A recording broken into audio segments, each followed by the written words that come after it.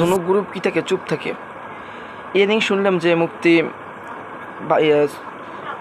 ঢাকার একজন বড় মুফতি, ওই মুফতি সাহেব বলছিলেন যে চরমনাই পীর সাহেব এবং ইসলামিক আন্দোলন থেকে ও খেলাফতে মজলিস থেকে ওনাদেরকে বলা হয়েছিল যাতে করে এই বিষয়ে চুপ থাকার জন্য, যেহেতু তারাও মুসলিম আমরাও মুসলিম, আমাদের তো একই রক্ত, একই গ্রুপ, একই সব কিছু। তারাও যে নবীর উম্মত, আমরা সেই নবীর উম্মত। তারা যে আল্লাহকে মানে, আমরা সেই আল্লাহকে মানি।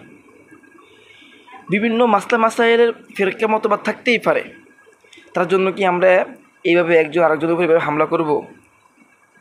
মূলত যে কাহিনী শুরু হয়েছিল, একজন সুন্নি ভাই, উনি জানি না মসজিদ তাকাই কুদৃষ্টিতে ওনার আঙ্গুল দ্বারা কী বুঝাইছিল।